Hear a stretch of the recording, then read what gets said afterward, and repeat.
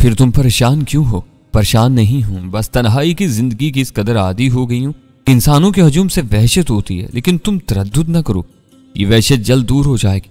उसने मुस्कुराने की नाकाम कोशिश की और मैंने आंखें बंद कर ली। बेशक इश्तार ने अपनी जिंदगी का तवील सफर काफी हद तक तय कर लिया था।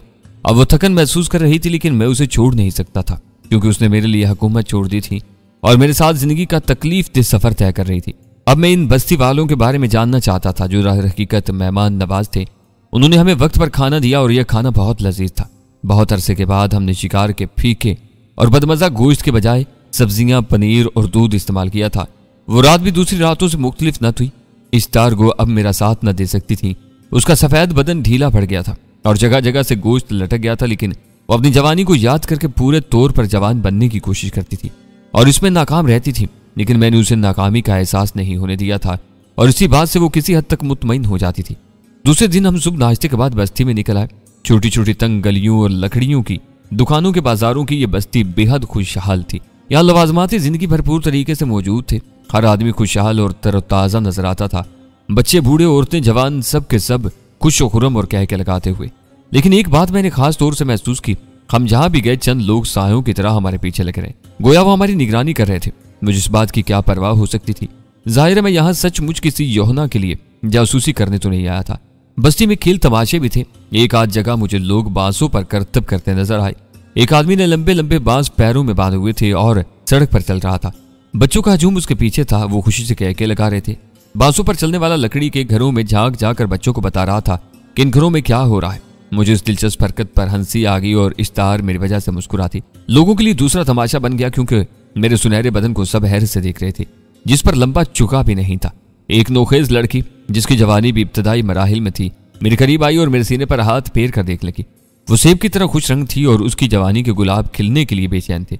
मैं मुस्कुराकर उसकी हरकत देखता रहा, लेकिन इश्तार ने अचानक मुझे आगे धकेल दिया और लड़की पीछे हटकी। तब मैंने इश्तार के चेहरे की तरफ देखा और अचानक पूरी बात मेरी समझ में आ गई। इश्तार को अपने चेहरे, अपने बदन की झुर्रियों का एहसास था और वो नहीं चाहती थी कि जवान और हसीन लड़कियां मेरे करीब आ सके। मैंने गौर किया तो मुझे उसकी तशवीश बजा नजर आई। यह हकीकत थी कि इश्तार में अब कुछ नहीं रह गया था, लेकिन मैं बहरहाल एक रहम पसंद इंसान था। मुझे उसके एहसार का एहसास था, चुनाचे उसकी जिंदगी में मैं उसे छोड़ नहीं सकता था। ये दूसरी बात है कि वक्ती तौर पर मुझे कोई लड़की पसंद आ जाए और वो मेरी खलवत तक पहुंच सके। हमने बस्ती की खूब सैर की और फिर वापस अपने मकान में आ गए।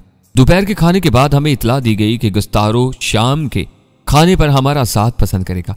गुस्तारो कौन है? मैंने इतला देने वाले से पूछा। गुस्तारो? ओह, तुम गुस्तारो को नहीं जानते। गुस्तारो शहनशाहों का शहनशाह है। वो बस्ती का मास्टर है। यहाँ उसका हुक्म चलता है। यहाँ के बाशिंदों की जिंदगी और मौत उसी के हाथ में है। इतला देने वाले ने बताया और मैंने एक ठंडी सांस ली। तो यहाँ भी शहनशाहों का शहनशाह मौजूद है। इन लोगों से कहीं निजात नहीं, हर जगह मौजूद है। मुझे गुस्तारो का मकान नहीं मालूम, उसके अलावा मैं नहीं जानता कि मुझे किस वक्त वहां पहुंचना होगा। मैंने कहा, गुस्तारो के मुलाजिम तुम्हारे पास आएंगे। तुम्हें और तुम्हारी साथी बूढ़ी औरत को तैयार रहना चाहिए। आने वाले ने कहा और गर्दन झुकाकर बाहर निकल गया। मैंने चौंक कर इश्तार की तरफ देखा। उस शख्स के अल्फाज पर वो नागन की तरह बल खा रही थी। मैं इस दावत पर नहीं जाऊंगी। उसे दांत पीसते हुए कहा। क्यों इश्तार? बस मैंने कह दिया मैं नहीं जाऊंगी। वो जलाए हुए अंदाज में बोली। हमें जाना चाहिए इश्तार। हम इन लोगों से मुफाहमत चाहते हैं क्योंकि हमें यहाँ रहना है। मैं इनसे कोई मुफाहमत नहीं चाहती क्योंकि मुझे इनके दरमियान नहीं रहना। जिद ना करो इश्तार, मैं कुछ रोज यहाँ गुजारना चाहता हूँ। तुम थक गए हो, तुम बूढ़े होते जा रहे हो। इश्तार ने चीखते हुए कहा और मेरा दिल चाहा कि मैं एक जोरदार कहका लगाऊं, लेकिन फिर मैंने खुद पर जबर किया और संजीदगी से उसे समझाने लगा। बमुश्किल तमाम वो चलने पर रजामंद हुई थी। शाम को गुस्तारों के आदमी हमें लेने आ गए और हम दोनों उनके साथ चल पड़े। हमें तैयारियां ही क्या करनी थी। इश्तार के जिस्म पर चीते की खाल का बुसीदा लिबास था। मैं भी चीते ही की खाल का एक छोटा सा लिबास पहने हुए था। ये लिबास हम दोनों ने खुद तैयार किए थे, लेकिन काफी पुराने थे और आबादी में रहने के लिए हमें नए लिबासों की जरूरत थी। तहम हम गुस्तारों के बहुत बड़े मकान में दाखिल हो गए। यह मकान भी लकड़ी का था, लेकिन बहुत नफासत से बनाया गया था। एक बहुत बड़े चौबी दरवाजे से हम अंदर दाखिल हुए तो बेशुमार कह के उबल पड़े। अंदर का मंजर रंगीन था। तकरीबन 9 फुट चौड़ी और 20 फुट लंबी मजबूत लकड़ी की भद्दी मेज पड़ी हुई थी। जगह जगह लकड़ी के डोल रखे थे जिनमें रंगीन शराब भरी हुई थी। सींग के कटे हुए टुकड़े बहुत से लोगों के हाथों में थे जिनसे वो शराब पी रहे थे। खूबसूरत लड़कियां उनकी आगोश में थीं जिनके साथ वो कुछ फेलियां कर रहे थे। मैं ठिठका, फिर आगे बढ़ गया। हंसते हुए लोग एकदम साकत हो गए। उनकी निगाहें मेरे इश्तार के ऊपर थीं। चंद साथ वो हमें घूरते रहे। फिर एक बूढ़ा आदमी हंस पड़ा और उसके बाद बेशुमार कह के। लेकिन मैं नर्वस नहीं हुआ। मैं भी कुर्सियों की तरफ बढ़ गया और फिर मैंने एक कुर्सी इश्तार के लिए खींची और दूसरी अपने लिए। हम दोनों भी बैठ गए। मैंने एक भुनी हुई रान उठाई और उसे दांतों से उधेड़ने लगा। इसके साथ ही मैंने इस्तार को भी इशारा किया, लेकिन वो इस माहौल से घबराई सी थी।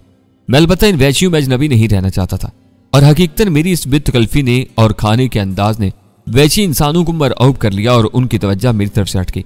अचानक सकूत छा गया। दरवाजे से एक और आदमी अंदर दाखिल हुआ था। ये काफी कवि हैकल था। उसके सर पर किसी जानवर के सींग लगे हुए थे, माथे पर किसी रंगीन चीज का निशान था और उसकी एक आंख पर कपड़ा चढ़ा हुआ था। धाड़ने वाला गुस्तारो, किसी ने आवाज लगाई और गुस्तारो उछलकर खाने की मेज पर चढ़ गया। उसके पैरों में पतले चमड़े के जूते थे और उसके पतले होंठों पर मुस्कुराहट थी। फिर उसने गोश्त की प्लेट में पांव रखा और आगे बढ़ गया। खाने की चीजों पर चलता हुआ वो आगे बढ़ता रहा और मेज के एक सिरे से दूसरे सिरे तक पहुंच गया। लोग उसकी रोंदी हुई चीजों को उठा उठा कर खा रहे थे। इस मगरूर इंसान की यह बात मुझे पसंद न आई, लेकिन एक रान जो मेरे हाथ में थी, मैं उसे उधेड़ता रहा। इस्तार अलबत्ता नफरत से उन सबको देख रही थी। यकयक सींग वाले गुस्तारों की निगाह मेरे ऊपर रुक गई। वो अपनी अकलौती आंख से मुझे घूरने लगा और फिर झुककर मेरे हाथ से रान छीन ली। मैंने तारुज नहीं किया, क्योंकि गोश्त की रान अब गोश्त नहीं, सिर्फ हड्डी रह गई थी। मैंने उस पर भी तवज्जो नहीं दी और बेनियाजी से मुंह साफ करने लगा। कौन हो? उसने इंतहाई सर्द आवाज में पूछा। मेहमान, कैदी जो दिल चाहे समझ लो। मैंने मुस्कुराते हुए जवाब दिया और वो चौंक पड़ा। ओह मेहमान, बस्ती में आने वाले अजनबी, तुम वही हो? मैंने तुम्हें बुलाया था। हाँ, मैंने मुस्कुराते हुए कहा। हाँ, ऐश करो, मैं तुम्हें देखना चाहता था। तुम्हारे जिस्म का रंग सुनहरा क्यों है? वो कूद कर मेज से नीचे उतर गया। फिर उसने एक कुर्सी घसीटी और बैठ गया। उसने पुष्प पर एक हाथ उठाया और एक आदमी ने भुने हुए तीतर और शराब का बड़ा जार उसके सामने रख दिया। उसने डोंगे से जार से शराब निकालकर सींग में उंडेली, अपने होंठों की तरफ ले गया। फिर मेरी तरफ देखकर मुस्कुराया और सींग मेरी तरफ बढ़ा दिया। मैंने उसकी दोस्ती कबूल कर ली और उसके हाथ से सींग ले ली। दूसरे लम्हे मैंने सारी शराब हल्के में अंडेल ली। वो दूसरे सींग में शराब भर रहा था। फिर उसने इशारा किया और दूसरा जार मेरे सामने रख दिया। अभी तक वो इस्तार की तरफ मुतवज्जा नहीं हुआ था, लेकिन शराब पीते हुए उसने इस्तार की तरफ देखा और फिर अपनी कुर्सी से उठकर थोड़ा सा झुका। खातून, उसने गर्दन खम की और फिर मेरी तरफ देखकर बोला, तुम्हारी माँ है क्या? मैं चौंक पड़ा और इस्तार के चेहरे का रंग जर्द पड़ गया। वह होंठ काट रही थी। नहीं, तुम इसे मेरी बीवी समझ लो। मैंने कहा। बीवी? इस बार उसके चौंकने की बारी थी, लेकिन उससे कबल कि वो कुछ कहता, अचानक चार आदमी उछलते कूदते अंदर दाखिल हो गए। वो ऊंची ऊंची छलांगे लगा रहे थे और उन्होंने अजीब किस्म के रंगीन कपड़े पहने हुए थे जो मज़ाक़ खेज थे। उनके हाथों में छोटे छोटे गोल बर्तन थे जिन पर किसी जानवर की खाल मुड़ी हुई थी और वो खूब जोर जोर से उन्हें बजा रहे थे। पूरे हाल में अफरा तफरी फैल गई। वो आंधी और तूफान की तरह सारे हाल में चकराते फिर रहे थे। फिर अचानक वो कोनों में खड़े हो गए और एक रकासा बरामद हुई। नौजवान और हसीन रकासा जिसका कद 6 फुट से कम न था। लिबास की शक्ल में उसने बारीक बारीक कपड़े की पट्टियां बांधी हुई थी, लेकिन तूफानी रक्स में वो पट्टियां उसके जिस्म के पोशीदा हिस्सों को ढकने में नाकाम थी। बड़े हसीन जिस्म की मालिक और बड़ी खूबसूरत और शौक औरत थी। खासतौर से उसकी फुर्ती नाकाबिले दी थी। वो बिजली की तरह पूरे हाल में नाचती फिर रही थी। ना चाहते हुए भी मैं उसकी तरफ मुतवज्जा हो गया। तवील अरसे के बाद एक जवान और हसीन शक्ल नजर आई थी, वरना इस्तार के अलावा अब तो औरत याद ही नहीं रह गई थी। काना सरदार भी उसे देख रहा था। फिर उसके रक्स में सुस्ती आ गई और साजों का रंग भी बदल गया। अब रकासा धीमे धीमे नाच रही थी। वो मेज के करीब आई और वहां बैठे हुए लोगों से अटकलियां करने लगी। लोग कहके लगा रहे थे, इस पर आवाजें कस रहे थे। रक्स करते करते वो मेज के सामने भी आई। मेरी तरफ देखा और उसके चेहरे की शोखी यकदम रुखसत होगी। उसका रक्स मध्यम पड़ गया, लेकिन अचानक उसने लहर ली और फिर मेरी गोद में आ गिरी। दूसरा हाथ उसने मेरे सीने पर फेरा और फिर आहिस्ता से बोली, ऐ सुनहरी चट्टान, ऐ सोने के देश के शहजादे। फिर वो मछली दोनों जुमले उसने गाने के अंदाज में कहे थे। फिर वो दोबारा मछली दोनों जुमले उसने गाने के अंदाज में कहे थे। वो मेरी गोद में थिरक रही थी। साजों की धुन भी बदल गई और वो इसके गाने और रक्स से हम आहंग हो गए। ऐ दिलों को काबू में कर लेने वाले तेरा सीना जैसे सोने की सिल, इस पर सर रखकर सो जाने को दिल चाहे। किस देश का अजनबी है तू, कहां से आया है? वो मेरे कंधों पर हाथ रखकर झुकी, लेकिन इसी वक्त अचानक इस्तार ने एक हड्डी उठाई और पूरी कुव्वत से रकासा की पुश्त पर मारी। रकासा की दिलखराश चीख गूंजी और वह जमीन पर गिरकर तड़पने लगी। इस्तार ने जख्मी शेरनी की मानस उस पर छलांग लगाई और उससे कबल के लोग उसे रोके। उसने हड्डी के लगातार वार करके रकासा के टुकड़े उड़ा दिए। रकासा का चेहरा गोश्त और खून का लोथरा नजर आ रहा था। उसका निचला जिस्म तड़प रहा था और उसके खून से इस्तार का चेहरा भी सुर्ख हो गया था। तमाम लोग खड़े हो गए। मैं सख्ते के आलम में था। इस्तार की दरिंदगी से मैं पहले भी वाकिफ था, लेकिन इस वक्त मुझे उस हरकत का गुमान भी नहीं था। मैं खुद उसे ना रोक सका। बहुत से लोगों ने खंजर निकाल लिए। रकासा दम छोड़ चुकी थी और काल पर सकूत तारी था। तब मेरी निगाह गुस्तारों पर पड़ी। वक्रोती आंख से मुझे देख रहा था। उसने इस्तार की तरफ देखा और मुझे इस्तार से नफरत महसूस हुई। उसने जो कुछ किया था वो इंतहा थी। वो मेरी बीवी है और बूढ़ी हो चुकी। मैंने गुस्तारों से कहा और मेरे अल्फाज इस्तार ने भी सुन ली। वह मुझे घूरती रही। उसके चेहरे पर अजीब से तासुरात थे और फिर अचानक उसने खौफनाक चीख मारी और लोगों के हजूम पर हमलावर की। उसने उनमें से कई को जख्मी कर दिया। तब एक आदमी ने अपना खंजर उसके पैरों में उतार दिया।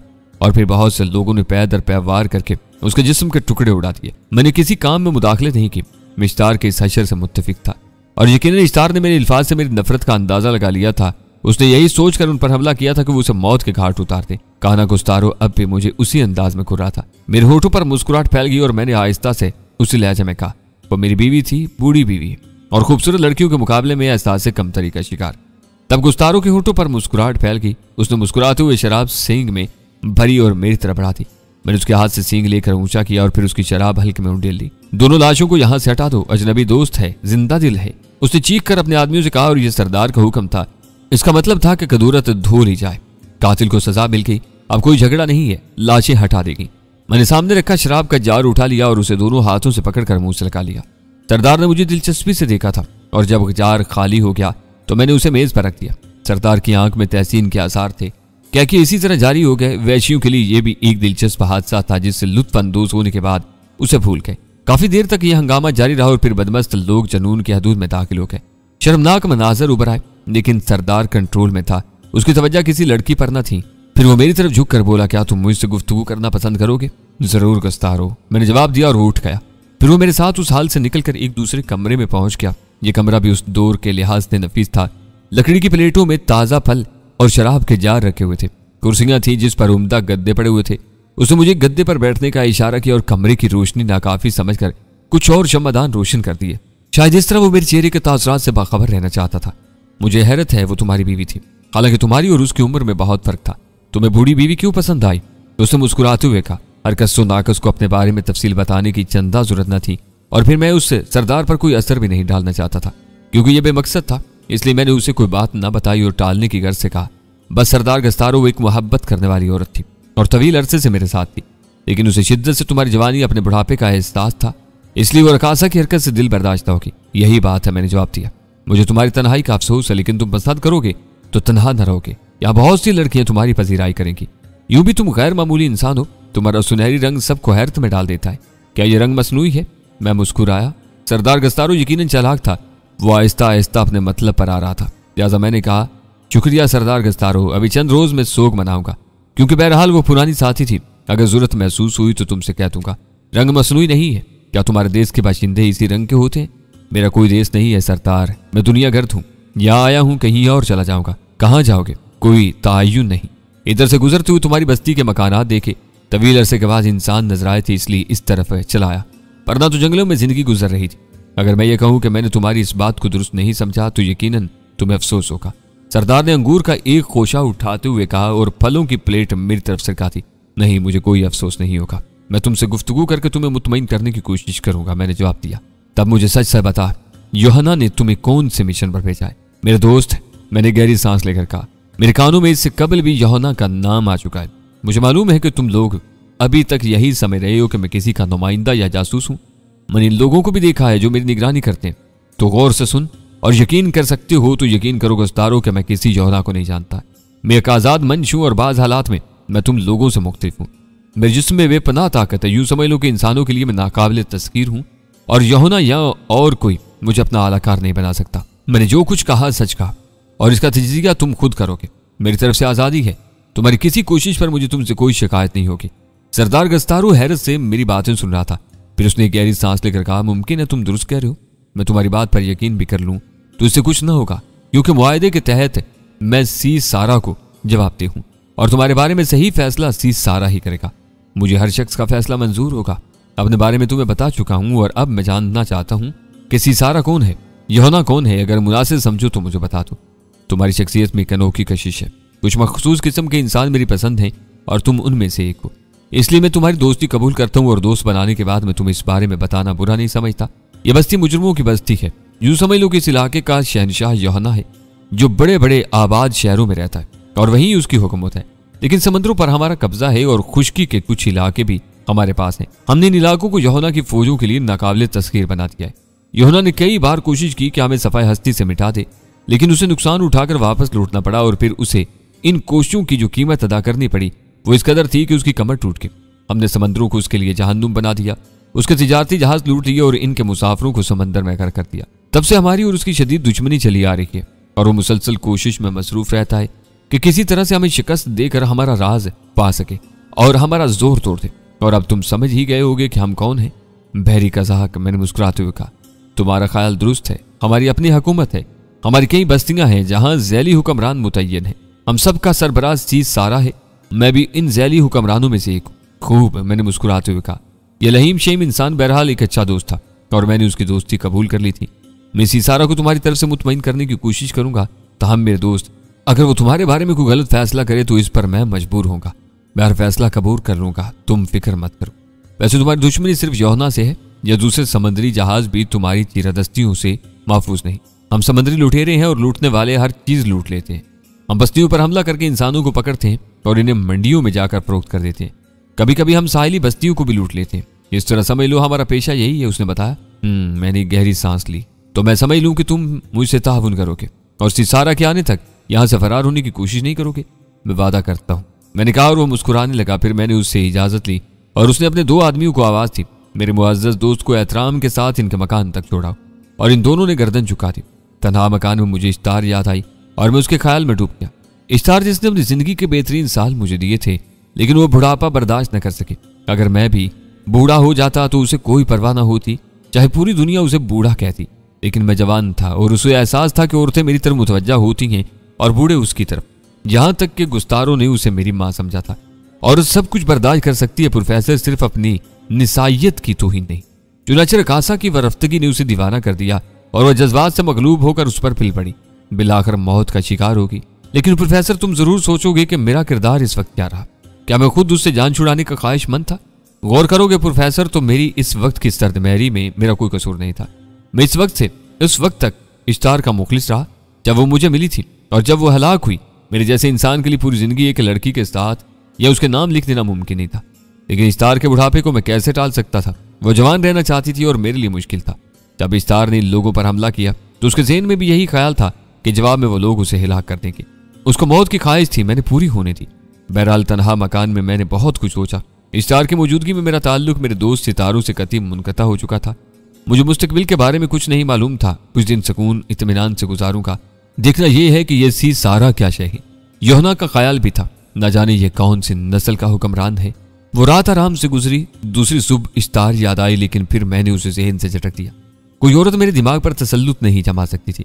दिन निकलते ही गुस्तारों ने अपने कासिद भेजकर मुझे बुला लिया। वो शायद मुझसे बहुत मुतासर हो गया था। उसने मुस्कुराते हुए मेरा इस्तकबाल किया। आओ, मगर कैसी अनोखी बात है, मुझे अपने दोस्त का नाम भी नहीं मालूम है। आवारागर्द कह लो या फिर जो नाम तुम्हें पसंद हो, मैंने मुस्कुराते हुए जवाब दिया। क्या मतलब, तुम्हारा कोई नाम नहीं है? नहीं, मैंने नाम के झगड़ों से खुद को आज़ाद रखा है। हर शख्स मुझे अपनी पसंद का नाम देता है। ओह, शायद तुम्हारे वालिदैन तुम्हारी पैदाइश के फौरन बाद मर गए होंगे, इसीलिए। मेरे वालिदैन शायद मेरी पैदाइश से बहुत पहले मर गए थे, या फिर खुद मेरे वालिदैन कभी पैदा ही नहीं हुए। इसलिए मुझे नाम कौन देता? तुम बताओ, मुझे क्या नाम दोगे? आशौले, चमकदार और दिलचस्प, गुस्तारों ने मुस्कुराते हुए कहा। मुझे ये नाम भी कबूल है। मैंने तुम्हारे बारे में बहुत कुछ सोचा है। तुम्हारे अंदाज से बेपनाह मर्दानगी टपकती है। तुम एक भरपूर मर्द हो, पुरकशिश और हसीन। न जाने तुम्हारे अंदर क्या खूबी है कि तुम बार बार मेरे ज़हन में आ जाते हो। मैंने सोचा कि क्यों ना सीसारा से कहकर तुम अपना साथी बना लूं। लड़ाई बढ़ाई से कोई दिलचस्पी है? यहोना के फौजों से मुकाबला करने में बहुत लुत्फ आता है। बड़े बुज़दिल होते हैं वो लोग। समंदर में हमारे जहाज देकर यूं भागते हैं जैसे मौत ताक़ुब कर रही हो, और जब हम उन पर जा पड़ते हैं तो उनकी तलवारों के वजन बढ़ जाते हैं। वो इस तरह इन्हें हिलाते हैं जैसे कागज के बने हुए हों, और फिर उनकी लहू उगलती गर्दनें समंदर को दूर तक सुर्ख कर देती हैं। तुम्हें सुर्ख समंदर बहुत पसंद आएगा, जिसमें आदमी के खून की शौकीन मछलियां पागल हो जाती। मैं खामोशी से गुस्तारों की बातें सुनता रहा। वहशत और बर्बरियत के सिवा इंसान के पास कुछ भी तो नहीं था। इंसान अजल से ही वैशी है प्रोफेसर, बल्कि मेरे ख्याल में दुनिया के तमाम जानदारों में यह अक्लमंद मखलूक सबसे खूनखार और सबसे ज्यादा वैशी है।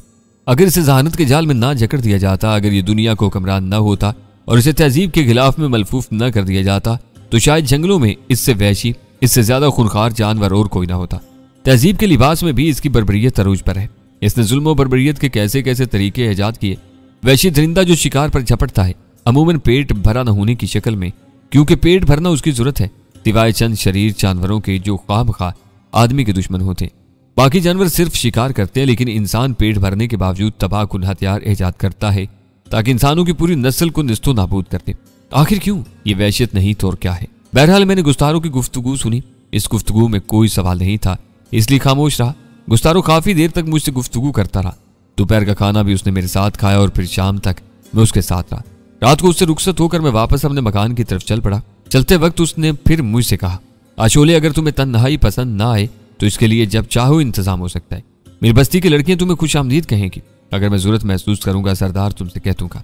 जरूर जरूर, उसने मुस्कुराते हुए कहा और मैं वापस अपने मकान में आ गया।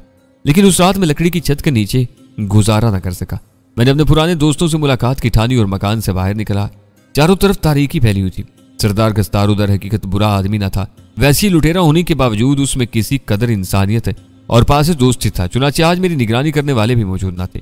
मैं एक सुनसान टीले की तरफ चल पड़ा। चोरी छुपे फरार की तो मुझे कोई जरूरत कभी पेश ना आई थी और ना आज थी। हाँ, अगर किसी और की जिंदगी बचाना मकसूद होती तो दूसरी बात थी। बजाते खुद मैं जब यहां से जाना चाहता तो जा सकता था, किसी की मजाल थी कि मुझे रोकता। ऊंचे टीले पर बैठकर मैंने आसमान की समत देखा। सितारे चमकने लगे थे। मुझे देखकर मुस्कुराने लगे। ऐसा लगता था जैसे कभी मेरी उनसे बहुत गहरी कुर्बत रही हो। न जाने कब, शायद उस वक्त जब मैं भी उनके मानद खला में गर्दिश करता था और सूरज की शुआओं से चमकता था। मैंने उनसे माजी के गुजरे हुए वाकयात पूछे और उन्होंने मुझे माकूल जवाब दिया। फिर मैंने उनसे मुस्तकबिल के बारे में राय ली और वो मेरे सच्चे रहनुमा थे। उन्होंने मुझे आने वाले वाकयात की कहानियां सुनाई और मैं उन कहानियों को ज़हन नशीन करने लगा। सारी रात सितारों में गुजरी और जब उन्होंने कनखियों से सूरज की तरफ इशारा किया तो मैंने उन्हें अलविदा कहा और उनकी पर्दापोशी से कबल ही वापस अपने मकान की तरफ चल पड़ा। वापस आते वक्त मैंने दूर से समंदर के इंतहाई सिरों पर सफेद बादबान देखे। मेरी निगाह बेपनाह तेज थी, वरना बादबान अभी कोहर में लिपटे हुए थे और साफ नजर नहीं आ रहे थे। चंद साथ में उन्हें देखता रहा। यकीनन वो कोई बड़ी किश्ती या जहाज था, लेकिन क्या बैरी लुटेरे इस पर हमला आवर न होंगे? मेरे लिए खुशी की बात नहीं थी। न जाने कौन किस सूरत से कहां जा रहा होगा। अगर वो रास्ते में लुट जाए, मारा जाए तो ये कोई अच्छी बात नहीं थी।